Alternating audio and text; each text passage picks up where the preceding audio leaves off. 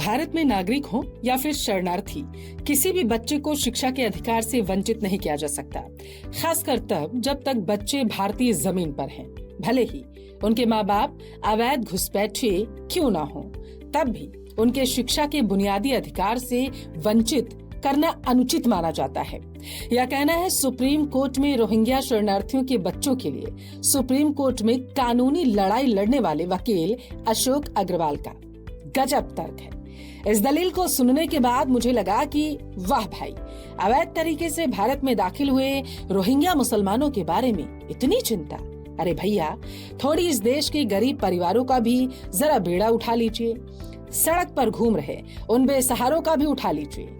कोई उनकी भी आवाज बन जाओ जिनके सपने गरीबी के दलदल में दम तोड़ देते हैं। लेकिन ध्यान देने वाली बात यह है कि यह गलती किसी की नहीं है। कायदे से अगर देखा जाए तो कानूनन उन्हें हक है भारत में शिक्षा लेने का। अरे भैया, ये मैं नहीं कह रही हूँ, कानून ही कुछ ऐसा है। चलिए आपको जरा समझाते हैं कि आप ठगी कैसे जाते हैं। आपके दिए गए टैक्स के पैसों पर कोई दूसरा जलेबी कैसे बनाता है।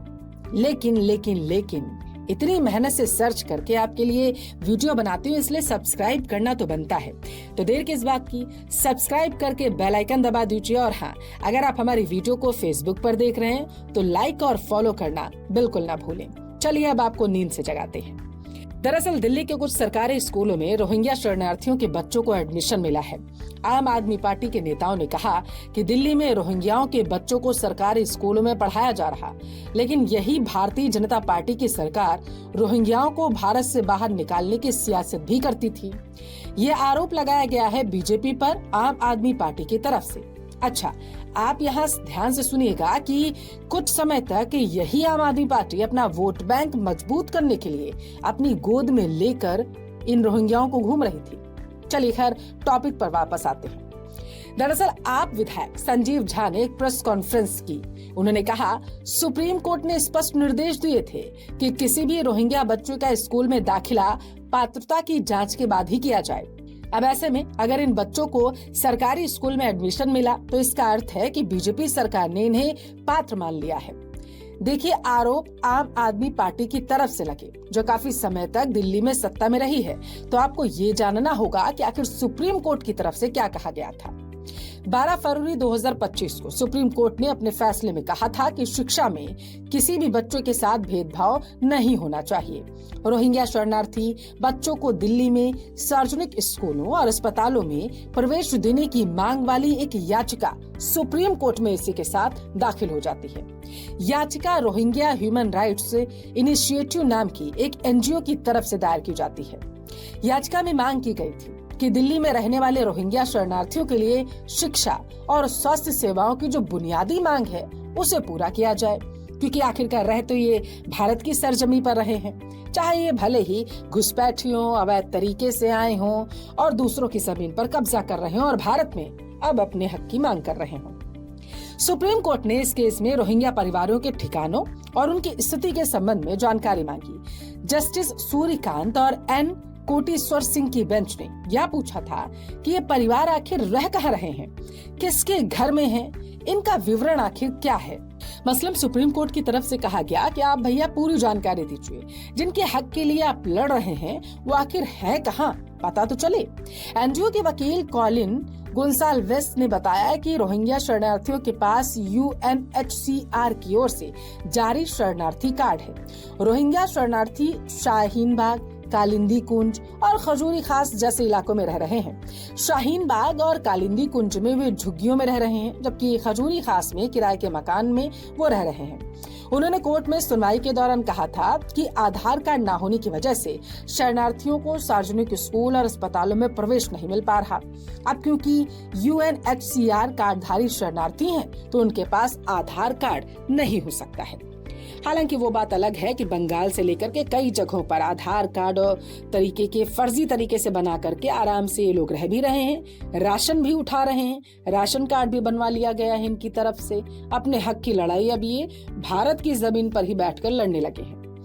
खैर आपको बता दें कि सुप्रीम कोर्ट के अधिवक्ता अशोक अग्रवाल ने कहा है कि भारत में शिक्षा का अधिकार यहाँ के नागरिकों और विदेशी नागरिकों दोनों को है। यह अधिकार बच्चों को शिक्षा का अधिकार निःशुल्क और अनिवार्य शिक्षा का अधिकार अधिनियम 2009 से मिलता है। यह अधिनियम 1 अप्रैल 2010 से लागू हुआ है और भारतीय संविधान में मूल रूप से शिक्षा को मौलिक अधिकारों के रूप में शामिल नहीं किया गया।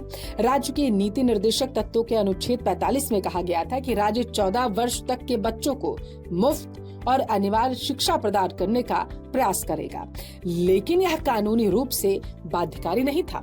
अशोक अग्रवाल ने कहा कि भारतीय संविधान में इस अनुच्छेद को अनिवार्य करने के लिए संवैधानिक संशोधन भी हुए।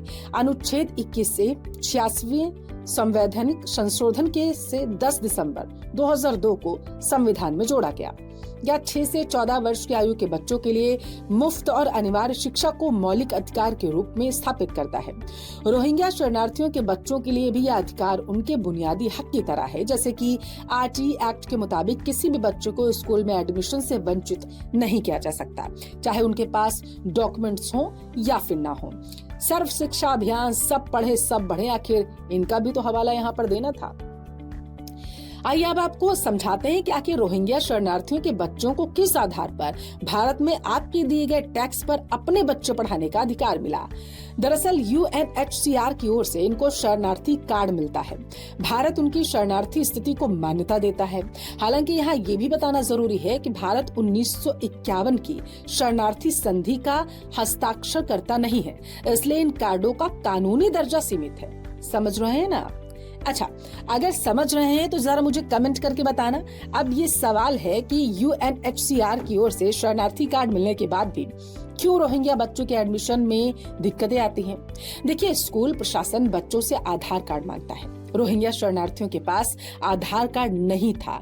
यही वजह है कि शिक्षा और अन्य सेवाओं तक उनकी पहुंच नहीं हो पा रही थी। सुप्रीम कोर्ट के फैसले के बाद कुछ जगहों पर बच्चों को स्कूलों में एडमिशन मिलने शुरू हुए। द हिंदू के एक रिपोर्ट के मुताबिक उत्तर पूर्वी दिल्ली में सर्वोदय बाल विद्यालय, सर्वोदय कन्या विद्यालय में रोहिंग्या बच्चों को एडमिशन मिला है।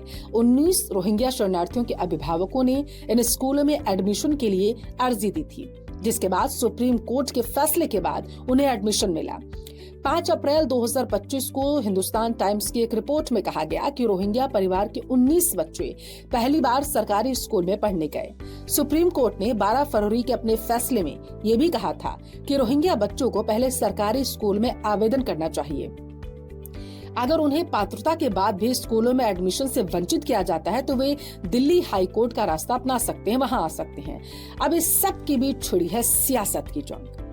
आम आदमी पार्टी और बीजेपी के बीच स्कूलों में बच्चों की पढ़ाई को लेकर सियासत हो रही। रोहिंग्या बच्चों के शिक्षा के अधिकारों के लिए काम करने वाले वकील अशोक अग्रवाल ने कहा, शरणार्थी बच्चे हों, घुसपैठियों के साथ आए बच्चे हों, शिक्षा हर बच्चे का बुनियादी हक है। अगर अवैध शरणार्थियों के बच्चे भी भारतीय जमीन पर हैं, तब भी उन्हें शिक्षा का अधिकार है, जब तक कि उनके माँ बाप को डिपोर्ट नहीं कर दिया जाता। इस पर हो रही सियासत गलत है। वकील साहब की तरफ से तर्क तो ठीक दिया गया, आपकी नजर इसे कैसे देखती है? अच्छा, बात जब आधार कार्ड की हो रही है तो जरा आप ध्यान दीजिए कि हाल ही में भारत सरकार की तरफ से एक महत्वपूर्ण फैसला लिया गया, जिसके मुताबिक अब Aadhaar card, ration card, bank passbook, driving licence, ये सारे डॉक्यूमेंट्स ये तय नहीं करेंगे कि आप भारत के नागरिक हैं। ये सारे डॉक्यूमेंट्स होने के बावजूद आप भारत के नागरिक हैं या फिर नहीं, ये सिर्फ 2 डॉक्यूमेंट्स हैं जो तय करेंगे। वो 2 डॉक्यूमेंट्स आपके पास नहीं हुए तो क्या आप डिपोर्ट हो सकते हैं? सवाल ये भी कि इस बीच आखिर Aadhaar card, PAN card, ration card का काम क्या है? इन सारे सवालों का जवाब मैंने विस्तार से इस वीडियो में दिया है। वीडियो का लिंक आपको डिस्क्रिप्शन में भी मिल जाएगा। तो जाइए, देर किस बात की, अपने हक पहचानिए और 2 डॉक्यूमेंट्स जरूर बनवा लीजिए। और हाँ, जानकारी कैसी लगी राय देना कमेंट बॉक्स में बिल्कुल ना भूलें। जय भारत।